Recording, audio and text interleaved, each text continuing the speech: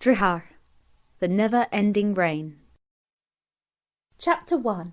A Drizzle of Adventure. It was common knowledge that Feldnotians and Nausians did not always agree. The people of the city of Nausea held the superstition that Feldnotians were stubborn, slightly illiterate, and inclined to criminal tendencies. The inhabitants of the forest of Feldnor often thought the Nausians a rather snobbish people, with a strong attachment to themselves and their own rules. Neither were completely correct, but those were the sort of assumptions the two very different neighbours came to hold about each other after spending a long time living in close proximity. The one, and perhaps only, undeniable fact that both peoples could agree on was that the rain had been going on for far too long. It fell by the sea and on the forest. It swamped gardens and vegetable patches. It washed out crops, exposed the roots of trees, and had a good go at making its way down chimneys if given half the chance. It rushed in rivers down streets and hammered against windows. Pathways in Feldnor became quagmires, roofs on Feldnotian house trees began to sag on the inside, and anywhere anyone went outside, they were pursued by the constant thud, smack, and splatter of great fat raindrops falling from the branches above. If Feldnor thought things were bad, Nausea had it worse. The swollen sea had been throwing itself against the high, grey cliffs for so long parts had begun to fall off, collapsing like a soggy biscuit into the waves below. None more so than the cliffs beneath the castle belonging to Nausea's ruler, Prince Tepid. At this moment, the grand meeting hall within the castle was full of a very nervous collection of royal officials. Ornate tables, clawfoot chairs with silk cushions, and even the marble floor itself was covered in weather charts, maps, papers, reports, theses and hypotheses. Books, peculiar meteorology models, architectural sketches, manuscripts, historical records, and even the city's weather vane had all been gathered in the hope that one of these might provide a clue to solving the problematic precipitation. Surely the construction of better sea defences around the castle must be made the top priority, the royal historian was saying.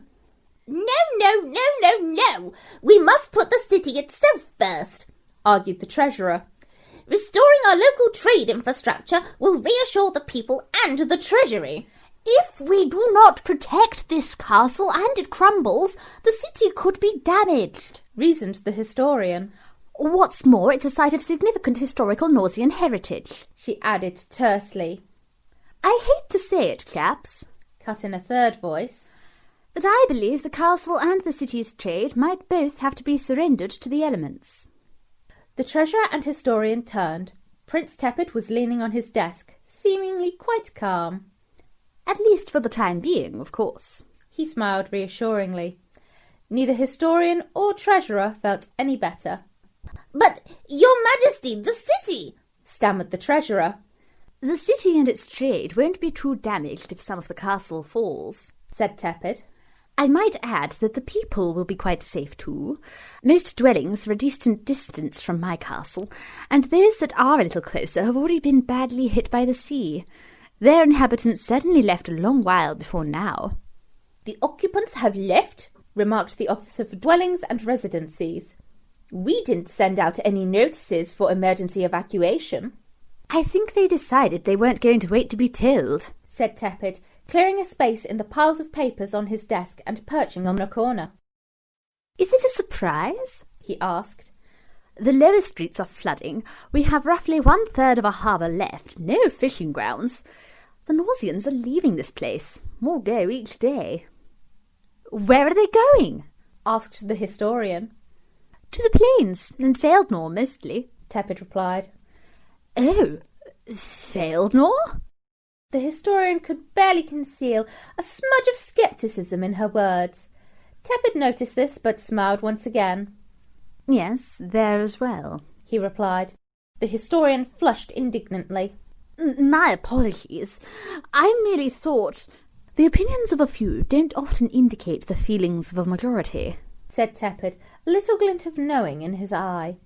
He adjusted his perch on the desk, speaking cheerfully to the room again.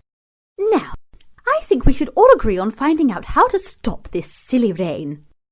The officials exchanged looks, wondering if this was one of Tepid's notorious Tepidish ideas. Sire, said one slowly. The rain is weather, sire. Yes, indeed, Tepid continued unabashed. But I think we can all agree that this is not natural weather, is it now? Several more confused glances were passed to and fro between officials. Tepid found this rather amusing. He got up and started pacing the long hall. Oh, come along, isn't it obvious? He asked at last, when his official silence seemed indefinite. Normal, natural rain blows in on some clouds, dumps its load, and leaves in a week or so at most. This rain, however... He turned and started striding up to the other end of the hall. Arrived 4 times ago at least, and in the dry season, I might add. Yes, it occasionally has a rest and stops a little when the wind blows the clouds away, but more and more rain always follows it, always from the same direction, coming from over the horizon seawards, and it's always warm and fuggy and musty. Not the nice cold fresh stuff we're familiar with at all. He stopped and looked expectantly at his audience. Doesn't any of this seem unnatural to you? A thick and thoughtful hush settled on the hall while Tepid bounced on his heels. The minds of his officials were jogging furiously on the spot, attempting to combine Tepid's logic with what they thought was rational thinking. Finally, one of them spoke. So what you are suggesting is that this rain is not natural? It doesn't belong to the weather of our world? Exactly. Tepid snapped his fingers happily. But then what does it belong to? Asked the secondary head of policing. Tepid shrugged. Something within our world that isn't the weather, I suppose. Some occurrence out there beyond the horizon must be happening which is causing all this wetness over here. Occurrence? The secondary head of policing looked suddenly suspicious. Sire, you surely aren't proposing that this unknown is something we should investigate? A ripple of reluctant mutters spread through the hall. An unknown in an unknown part of our world, far away from here, probably full of all sorts of unknown things, whispered the Chief Minister for the Prevention of Filibusteration and Kiboshery. Tepid cocked his head on one side, and his coiffured ginger hair flopped with it. Well, certainly not you lot, he said. No offence, my dear people, but none of you have the smallest dribble of experience in the wider world. All the officials nodded sagely, with added murmurs of, Fair point, and Can't possibly argue with His Highness. No, not any of you, mused Tepid as he resumed striding back and forth. And although I personally would very much love to hop onto a ship and sail away into what I am sure would be a very interesting adventure, I have that significant meeting to attend very soon. The historian bit her lip. Oh, yes, that meeting, she said nervously. Said Tepid. His expression changed for a fleeting moment, and his face became filled with a strange mixture of emotions. They do seem to time things awkwardly. Still, he sat up brightly. The moment had passed. I must do what I must. Then who will go and investigate this unknown that's making all the rain, sire? Asked the Chief of Ministers and Councillors, bent over a table with quill in hand, poised to produce any number of royal summons if it meant they did not have to deal with the mysterious unknown directly. Tepid swung round on his heel, setting his indigo coat-tails swishing. Oh, there are some out there who have experience with the strange and fantastic world in which we live.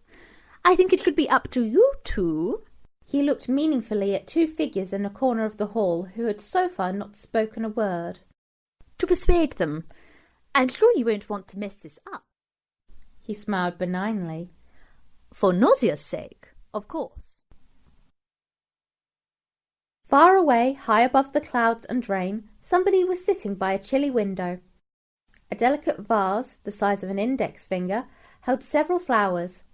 They clinked as a stray draught scurried through the open window, and their glass petals sang like tiny bells. The person by the window listened to their tune. The flower petals' little voices made the vista before them seem even more vast and lonely than it already was. Slowly, their music was overcome by the sounds of approaching footsteps.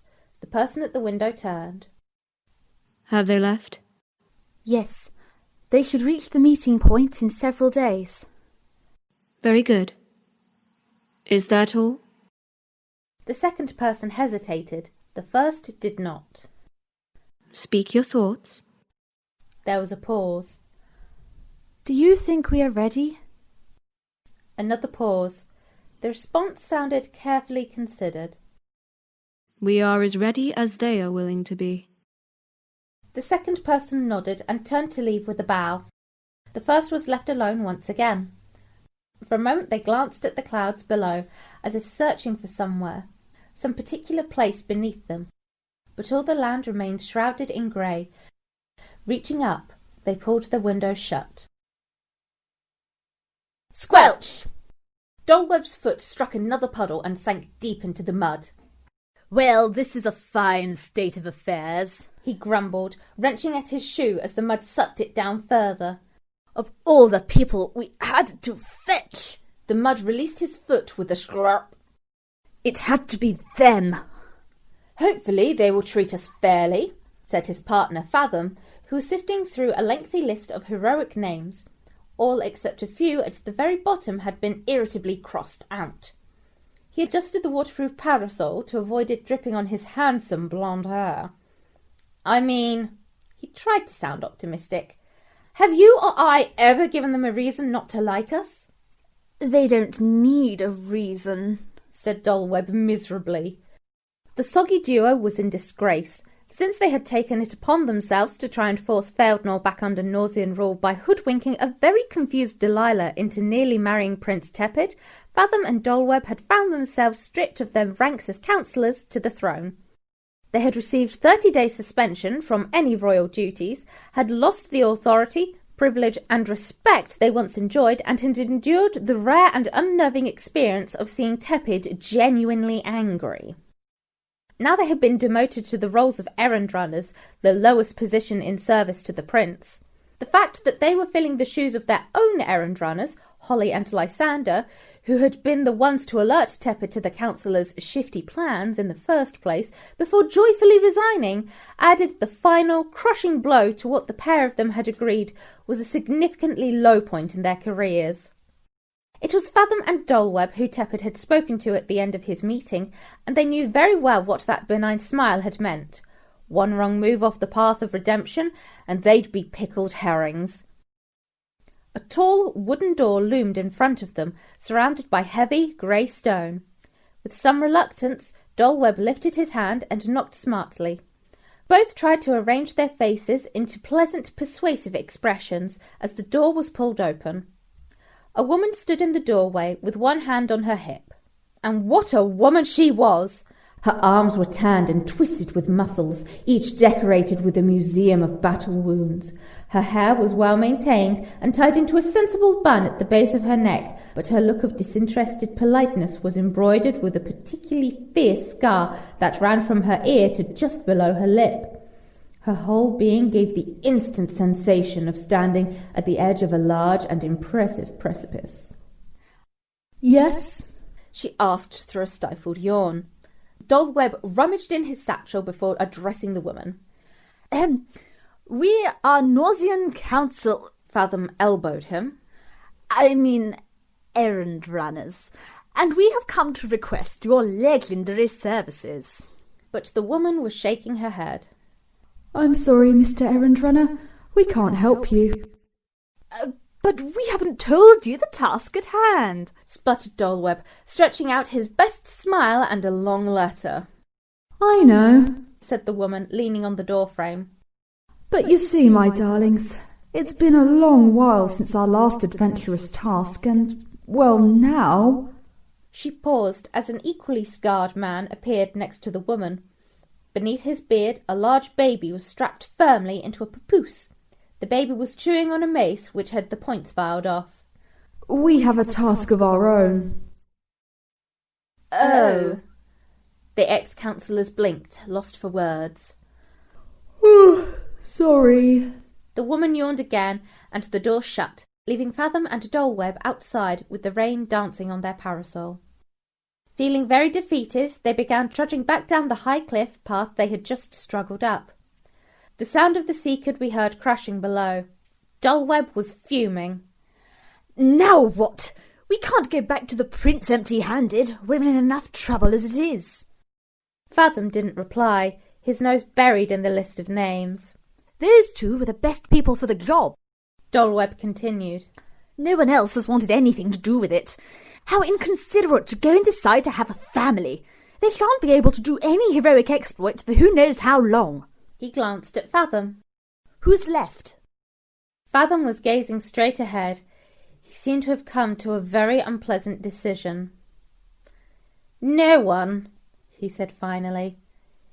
We've only got one last option. He turned to Dulweb, who suddenly realised what his companion meant. Absolutely not, he said. No, no, no, no, no, no. Honor went to shut the castle door, but Fathom stuck his foot in the way. Please, you haven't heard what we have to ask. Whatever it is, said Honno, every syllable exuding acute defiance. Invitations, summons, new rulers, arrests, or notices of enforced abdication, the answer is no. Mr. Honno, be reasonable, pleaded Dulweb, but Honno was now pulling on a hood and coat from a chair inside the door. I have a lot of things to do, he said. I must see my cousins, and if I don't turn up, my aunt will end us all. And we're busy enough stopping the forest from sinking, because in case you haven't noticed... He thrust his hood over his head. It's raining, so talk to someone else. Excuse me. And with that he pushed past them, slamming the door as he went, and stomped away into the forest, leaving the mortified ex-councillors behind him. Honor made his way quickly through the saturated paths of the forest. He passed Veldnotions and Nausians who had come knocking, looking for shelter, building walkways together, salvaging crops, and attempting to keep everything they owned dry. When he came to a particularly busy piece of walkway construction, he took a shortcut up a nearby tree and continued along its branches, as if he'd merely hopped onto a higher path. His sleek, black tail kept him so well balanced he could keep his hands in his coat pockets, and even though the branch was very slippery, his feet gripped excellently through his thin shoes. Climbing and strolling in the trees was something Veldnotions had been born to do. Though for all their instinctive treetop agility, they were still perfectly capable of the odd slip, stumble, or a very rare fall if, for example, a fair-sized branch fell on their heads. And this is why Honno suddenly threw his arms out and seized the tree trunk as a heavy branch did just that. Blinking up into the rain-soaked boughs above, he heard a familiar voice shouting from the very top. Hold still, you silly tree! Abrian, is that you? Honno called, hardly surprised. Who said that? Abrian? Honno moved a little to see the distant outline of his friend. What are you doing up there? Abrian was perched in the highest branches, getting completely battered by the winds and soaked to the skin. In one hand he had crumpled notes and a charcoal stick for writing. In the other, stretched as far into the sky as possible, was a peculiar homemade measuring instrument. Its little arms whirred so fast they could scarcely be seen as heavy gusts spun them in a blur, and the whole tree swayed threateningly. Nothing much, shouted Abrian casually over the noise. Just taking some measurements. Honno folded his arms. What for? I told you yesterday. Did you? Stop distracting me, he heard Abrian yell. It's wet up here and very wobbly. There was a crack and a second branch fell, missing Honno by a whisker, swiftly followed by Abrian, who caught his legs round a bough just in time, appearing upside down in front of Honno in a cascade of droplets. Enjoying ourselves, are we? Asked Honno. Very much, said Abrian cheerfully. Is there a reason for what you're doing? Yes, and if you paid attention, I did say I told you yesterday. I don't remember. We've been busy. Shouldn't you be helping with something more useful? I have been doing many useful things, said Abrian indignantly. Honno snorted. Last I saw, when you weren't trying to fall out of a tree, you were giving your little dragon a bath. She needed one, said Abrian, not looking him in the eye. She's a fire heart. Yes, but that doesn't mean she can't take to water. Honno arched an eyebrow. Abrian. She didn't mind at all, huffed Abrian, with arms folded, swinging slightly where he hung. What are those on your hands? Said Honno levelly. There was a short silence. Burns and bite marks, but she's clean now, and she'll thank me later when she doesn't get scale lice. Honno rolled his eyes. Besides, Abrian continued, as if nothing had happened, aren't you supposed to be somewhere? Oh, bother! Honno flinched, stumbled where he stood, and darted down the trunk, leaping across to another tree and out of sight. 10 minutes of skidding, slipping, and panting later, Honno finally arrived, heaving and muddy, on his Aunt Bolivia's doormat. I'm so sorry. I'm late, she said with a wry smile, standing aside to let him in. I knew you would be. You always are. Sorry, Auntie, said Honno guiltily, hanging up his hood and coat on a long set of hooks inside the door. But Aunt Bolivia wasn't unreasonable and had already set off back into the house. You're forgiven. Now that you're here, I know I said you could start with the roof of the privy, but right now I really need your help putting those things up in the attic room. And then there's some other outdoor bits and pieces that need attention. So Honno set to work. Unlike his threatening descriptions, Bolivia wasn't half as monstrous as he made her out to be, unless you got on her bad side. In fact, she was extremely fond of her nephew. She was also as sharp as a pin, with a good helping of experience in every walk of life. She was mother to 4 daughters, plus Honno, who had been taken in by the family after his parents drowned in a sailing accident. Bolivia and Honno's uncle, Marengo, had raised him as best they could, despite their already busy household. Marengo enjoyed watching Honno trying to survive the affections of his very enthusiastic cousins, while Bolivia was always prepared, wet towel in hand, to step in and break up any tussles. If you have ever experienced being suddenly seized and wrapped in an icy cold, soggy towel, you would take the threat seriously.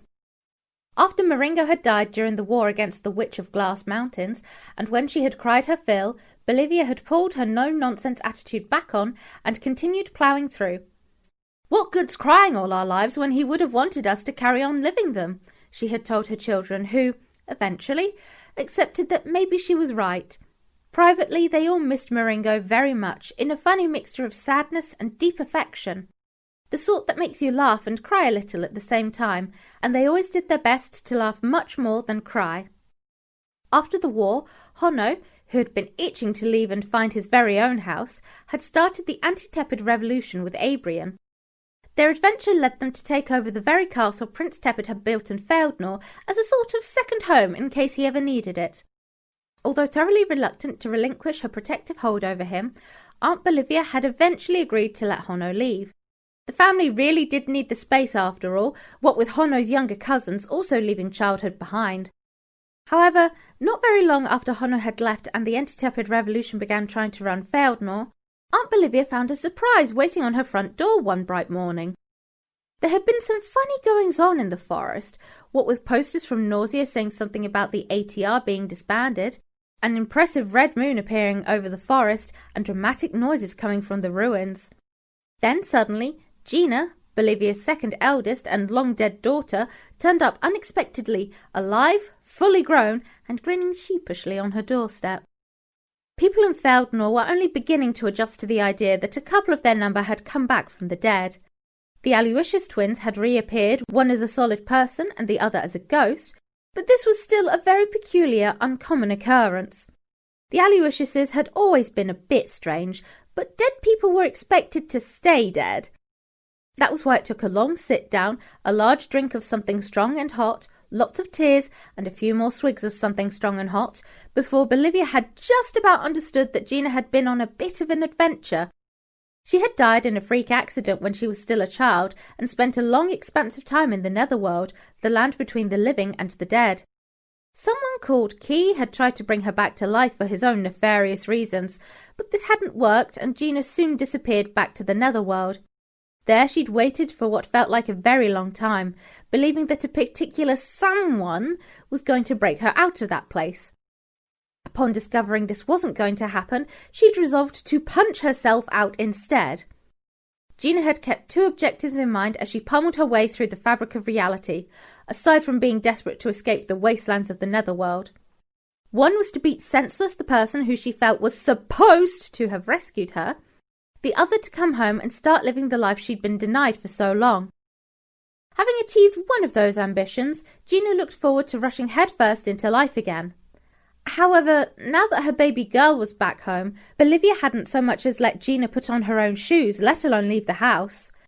This meant the house tree was full once again, and with a recently slipped disc in her back, Bolivia had conscripted Hono as extra assistants. By the time all the outdoor bits and pieces were finished and the privy roof had been restored to its former glory, the sky was beginning to darken. The windows of the house radiated a golden warmth. In the twilight, other watery spots of light could be seen gleaming here and there through the lengthening shadows of the trees as other failed notions did their best to light their fires and shut out the rain for the night. Back inside, Hono dropped a bundle of dry logs onto the hearth, struck a flint, and watched as lazy flames sprouted from the kindling with a hiss and crackle. He felt quite pleased he had managed to keep the family's log store so dry. It had been hard work in the bad weather, but seeing the fireplace filled with fresh, burning wood made it feel worth the effort. He stepped back, dusting off his hands as Bolivia peered over the top of a pot that was filling the room with the steamy aroma of stewing mushrooms, parsnips, and dumplings. "I don't see why you don't do your flashy, fiery magic thing to light that fire," she observed. That takes energy, said Hono, who really couldn't be bothered. He pulled a chair into position beside the fireplace and put another opposite before drawing up a third for himself, just as his eldest cousin, Betrin, emerged from the passage that led to the pantry and bedrooms where she'd been having a nap. It might have seemed unfair that Hono had to do so much of the work while there were plenty of cousins like Betrin around, but Betrin wasn't in any position to help. She was going to have a baby soon, and her belly was as round as a full moon, and in Hono's opinion, just as big. He wasn't sure how he felt about his cousin, who he had grown up with, becoming a mother, and found it all very unsettling. He had coped very well with all the other quirks that came with living alongside 4 girls, but this was the one hurdle that he had smacked headlong into. Betrin knew this and seized every opportunity to wind him up about it. "Oh, you lit a fire," she said gratefully, lowering herself gently into one of the vacant chairs and resting her feet on the other. "And dinner's smelling great."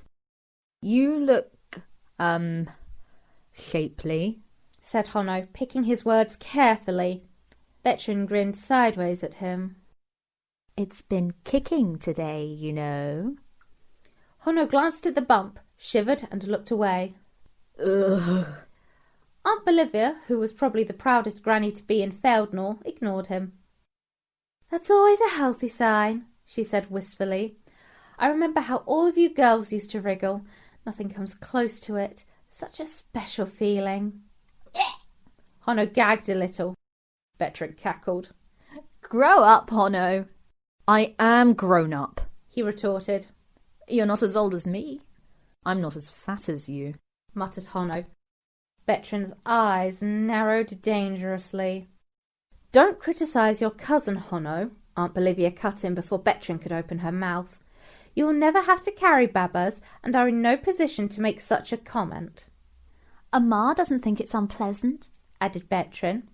"He told me yesterday that if he wasn't helping with the walkways, he'd be right here all the time." Hono tutted cynically. "He's going to be a good father, that one," said Bolivia approvingly. "You're both a lovely match. Mind you, Amar can stay with those walkways for the moment. I've got enough of a houseful as it is with the little one on the way and your sister Gina back with us, plus the other 2 still living here." "Where are they all, by the way?" asked Hono. He hadn't seen any of his other 3 cousins all day. "Mogwig's making herself useful with the Mars family," Bolivia replied, and began chopping a large bunch of sage. "And I believe Tessa is still in her room keeping an eye on Gina for me." She lowered her voice to a polite whisper. "Just in case she has another accident." Hono sighed. "You know Gina will try to run off if you keep tabs on her like that. She always used to, even before she died." Hummed Bolivia, as if she hadn't really heard him. "I do wish I could run again." said Bertrand, stretching out her rather swollen feet. There's nothing stopping you, said Honno churlishly. You could always roll instead, he added under his breath. Bertrand growled. How about I sit on you? Now shush, both of you. Aunt Bolivia waved the sage meaningfully at them. Honno, what exactly is it about this Baba that's making you act so silly? Honno felt very disarmed. Both his aunt and cousin waited, amused by his inner struggle. Well, you're Bertrand, he burst out. I've known you since almost forever. You can't be having a baby. It's not natural, he finished, arms folded and face flushed. Bolivia and Bertrand exchanged knowing looks. Honno, said Bertrand calmly, as if she was about to explain something very complex to someone rather slow. When a person and another person have a very strong and powerful bond of love between them, Honno suddenly felt apprehensive about where this was going. The White Queen will know, she blesses them, and a baby will start to grow. So there. Honno frowned, wrinkling his nose. But G.A. told me the White Queen was imprisoned in a string of pearls. You've been having a Baba long before, Delilah released her. The White Queen was in a bunch of pearls. Obviously she had some power, pearls or no pearls, said Bolivia coolly, reaching for some balls. But I don't think she's even met Bertrand, howled Honno. The White Queen is a mother herself. Bolivia smiled at him with only a flicker of smugness. Us mothers just know these things. Ugh. Honno knew he couldn't argue any further. It could still just be wind. Luckily, Honno's youngest cousin Mogwig came through the door at that precise moment, distracting Bertrand from the kick she had aimed at her cousin. Honno! Gasped Mogwig, propelling herself across the room and hugging him with a tight squelch. She was sopping wet. Guess what? Guess what? Guess what? What? Asked Honno. I'm back now! She beamed adoringly up at him. No, really, said Honno in mock surprise. He'd always held an affectionate soft spot for Mogwing. Although the youngest by a fair bit, she was certainly the most straightforward of his cousins, and Mogwing appreciated having someone around who was, for once, not a girl. You gonna stay for dinner? She asked hopefully. Nah, said Honno, noticing how dark the forest outside the windows had become. I've got to get back to my house and light the fire back there. Because no one else in that castle can? Snickered Mogwing. Because you're definitely the best. Naturally. Honno grinned and got up to get his hood, Mogwing still clinging to his ribs. He looked down. You gonna let go? No, she said, letting go. She slumped in his chair as he made his way to the door. When I get a house tree of my own, you can visit me there. Will do, Mogsy, said Honno, buttoning up his coat. Bye, Auntie, he called, shooting a reproachful glance at his aunt. Don't you give me that face, she laughed. These things are the way life goes. With a shudder, Honno shut the door behind him, his mind working fast. Night was swiftly drawing in, but failed notions have good memories for routes and can find their way through any place they know well enough, be it noon or midnight. So Honno made his way easily through the dark paths, not stopping to look where he was going. People who share a very strong bond of love, he repeated to himself. There was something about the whole business which worried him. The White Queen gives her blessing. First I've heard of this. He continued hurrying along, head bent against the wind. He thought about Bertrand and Amar, then about his friends from the ATR. Would any of them end up like that one day? Would the ATR even exist if they all ended up going their separate ways? This made him feel miserable, so he hastily cleared it from his head, dismissing the idea with the fact they were all too young, too busy, and none of them were likely to ever do anything that would attract the White Queen's attention. Well, except maybe for... Honno quickened his pace, suddenly concerned. G.A. and Delilah were undoubtedly close. In the aftermath of the battle at the ruins, things between them seemed pretty clear. Could the White Queen still bless people if one was a ghost?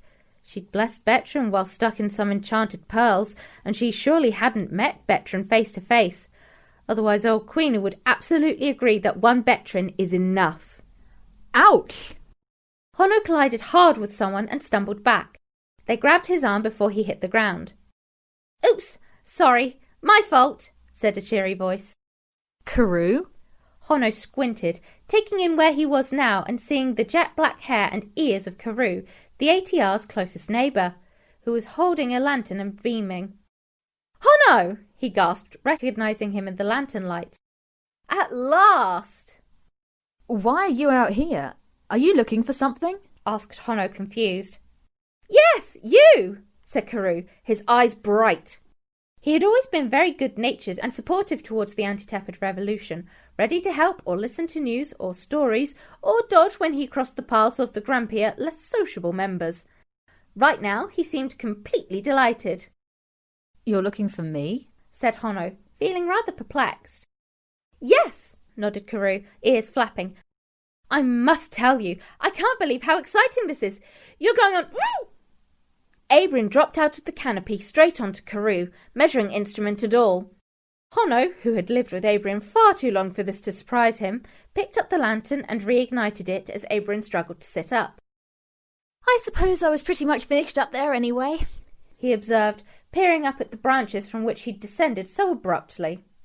"Get off our neighbour," said Honno flatly. Abrin glanced down, jumped and hastily scurried upright. "Bother, sorry, Carew.